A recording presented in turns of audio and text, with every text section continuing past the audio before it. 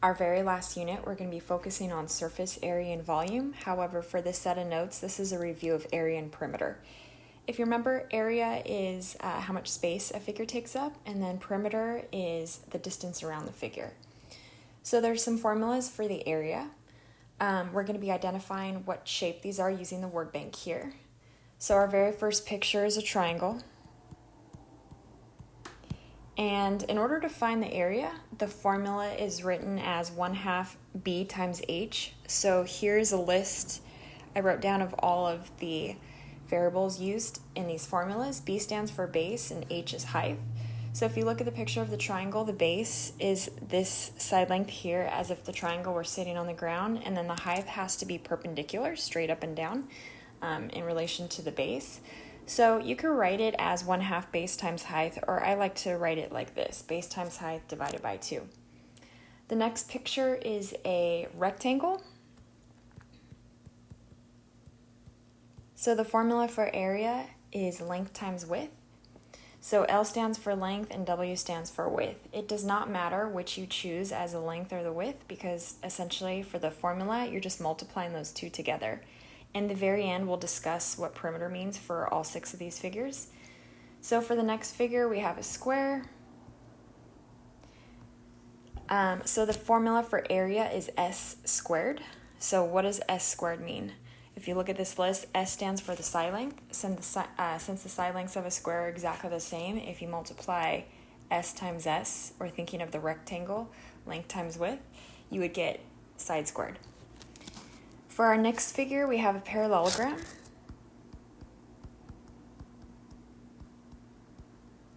So if you look at the formula for area, it's just base times height. So the base, again, is this side length here as if the parallelogram were sitting on the floor, and then the height has to be straight up and down, so perpendicular to the base. For our next picture, we have a trapezoid. So for the trapezoid, the formula is the following: 1/2 h, which is the height, b1 plus b2. So what does b1 plus b2 mean? It means you're adding the two bases together. The bases are the parallel sides of this 4-sided figure. And then you're dividing that by 2 in the end. So I like to use this formula instead of the one with the fraction. So you're just adding the two bases, the side lengths that are parallel to each other. You multiply that by the height, which has to be perpendicular to the base, and then divide by 2. The very last picture, we have a circle. So for the area, it's pi r squared. R represents the radius. So you're just multiplying pi times the radius. And for pi, we're using approximately 3.14. So for perimeter, how do you find the perimeter of any figure? It's the distance around the figure. So essentially all you're doing is adding all of the side lengths. So for instance, for the triangle, you would just add these 3 side lengths together. For the rectangle, you would add these 4 side lengths together. However, since the width is exactly the same and the length is exactly the same, they shortcut the perimeter to say if you add width plus length plus width plus length, it's the same thing as doubling the length and adding that to double the width. So that's just a formula, a shortcut for saying the same thing, add all 4 sides. For the square, you can add all 4 sides, or if you add s plus s plus s plus s, it's the same thing as 4 times s. So if you want to shortcut that formula, you can use that one given there. To find the perimeter of the parallelogram, you're just adding all 4 sides. To find the perimeter of the trapezoid, again, just add all 4 sides. And then the circle, instead of perimeter, they call it the circumference. So C represents circumference. That's tracing all the way around the circle. So the formula is 2 pi times the radius, or you could use pi times the diameter, because if you double the radius, you get the diameter. So for this next example in the warm-up, you're going to be applying the area formula. So we have someone that's going to be painting his deck. This is a deck, and the dimensions of the deck are shown below. So if I look at the picture, I notice that this is in the shape of a trapezoid. And he's trying to figure out how many cans of paint he's going to need for 2 coats. And it says 1 can covers 72 square feet. So 1 can covers 72 square feet. So in order to figure out how many cans we need to figure out the area of this. And then we have to double that because he wants 2 coats. So that will tell us how many cans to buy. So the formula for area of a trapezoid is base 1 plus base 2, which are just the parallel side lengths. Multiply that by the height, which has to be perpendicular to the base, and then you divide by 2. So if I look at this picture, here's the parallel side lengths. So the bases would be 14 and 24. So I'm just going to label this base 1 and base 2. It doesn't matter which one you write for base 1 or base 2 because you're just adding those. The height has to be perpendicular, straight up and down, making a 90-degree angle. So the height is 16.5, and then we divide by 2. So let's plug this into our formula. So base 1, which is 14, plus base 2, which is 24, the height, which is 16.5, and then we're going to divide that answer by 2. So in order to simplify this, the first thing I need to do is add what's inside the parentheses. Order of operations, parentheses comes first. So if you add 14 plus 24, you would get 38. So it's 38 times 16.5 divided by 2. So calculator, if I type in 38 times 16.5, divide that by 2, I get 313.5 square feet. So that's for 1 coat. However, he wants 2 coats. So in order to figure out how much I would need for 2 coats, I would just double that. So if I take 313.5 and multiply that by 2, I get 627 square feet. So he's going to be painting 627 square feet. So we need to figure out how many cans we're going to need. So 1 can, it says, covers 72 square feet. So I'm going to set up 2 equal ratios, which is one way to convert units. However, you could do this different ways. So I know that 1 can covers 72 square feet. I'm trying to figure out how many cans I'm going to need, and I'm painting 627 square feet. So in order to solve this, I would cross multiply. So 72 times x is 72x, and that's equal to 1 times 627 is just 627. One last step is to divide both sides by 72. So if I take 627 and divide that by 72, I get approximately 8.7. So 8.7 means I need more than 8 cans, because 0.7, 7/10 more. That means I would have to round up and I would have to buy 9 cans total in order to paint this deck.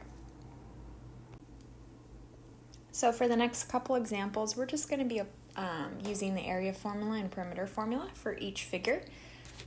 So for this figure here, I notice that it's a parallelogram. So to get the area, the formula is base times the height. So the base would be the 11.8, and the height has to be perpendicular to the base, so it has to be straight up and down, making a 90-degree angle, so the height is 16.1. So if I plug this into the formula, I would have 11.8 times 16.1. And essentially, we have meters times meters, so the formula for area, the units is always squared, so our answer will be meters squared. So if I multiply 11.8 times 16.1, I get 189.98, and we're going to round to the nearest tenth. So this would round to approximately 190 meters squared. For perimeter, the formula, you're just adding all 4 sides. So if I look at all 4 sides, tracing the side lengths, you would have 11.8 plus 11.8, or you could say 11.8 times 2 plus. Then I would have 18.5, and even though this side length does not have units, I know that it's the same as the 18.5. These 2 are identical, and then these 2 are identical. So you're doubling 18.5. So if I multiply 11.8 times 2, I get 23.6.